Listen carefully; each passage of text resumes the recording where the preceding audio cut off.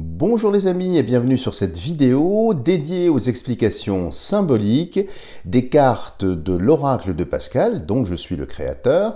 Et cette semaine, j'aimerais vous dire quelques mots sur une carte qui est somme toute assez simple.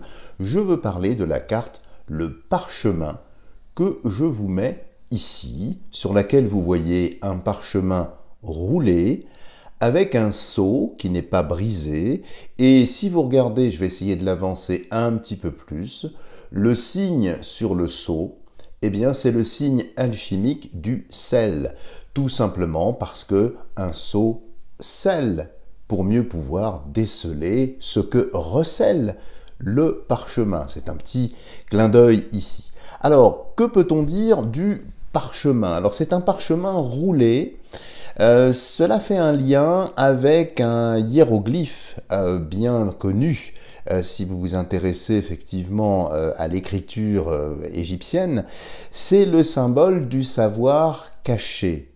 C'est un savoir donc ésotérique par opposition à un savoir exotérique qui lui est plus ouvert.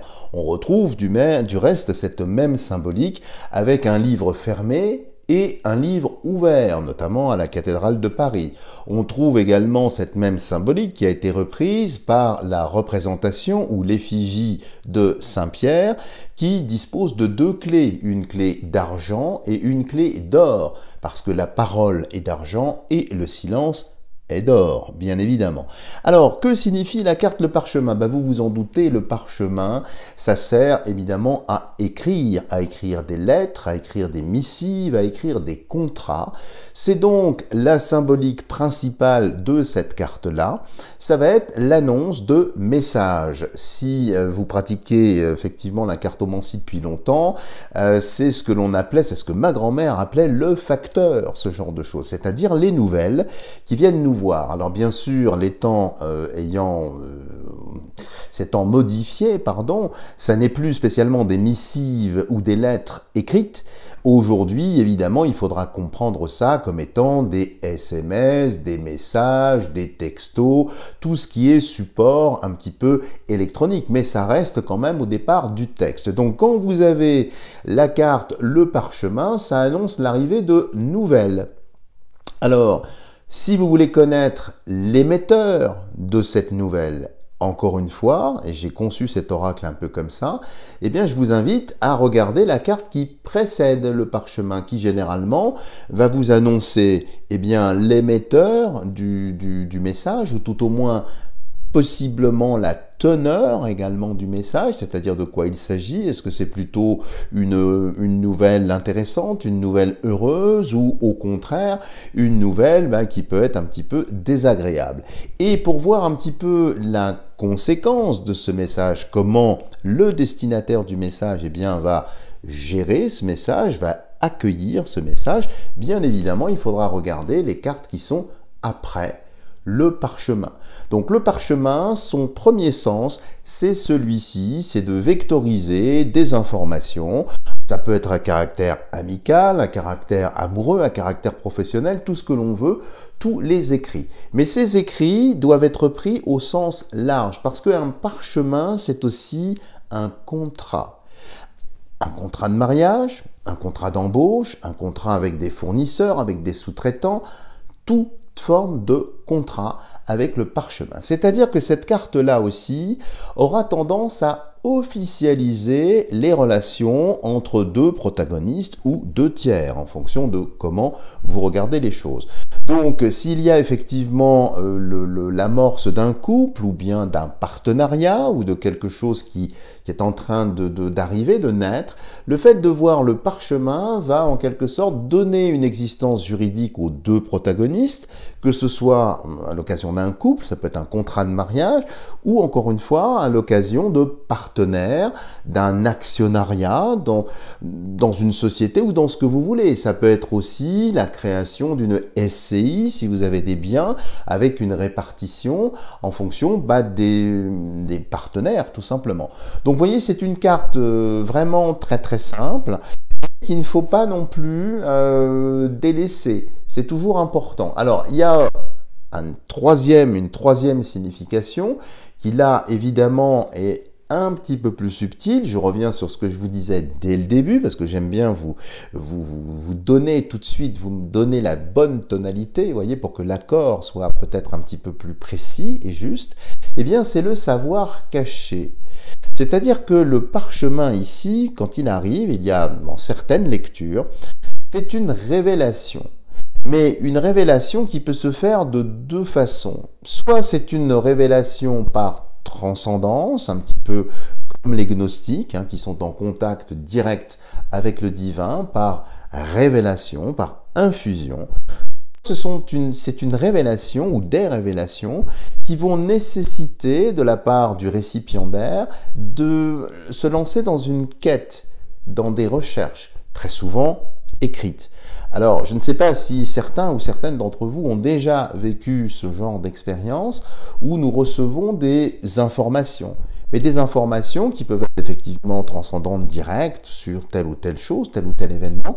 Mais il y a d'autres formes, je dirais, d'informations. En tout cas, moi j'ai la chance, peut-être est-ce une chance, du reste je ne sais pas, que ça arrive, qui met en mouvement un axe de recherche.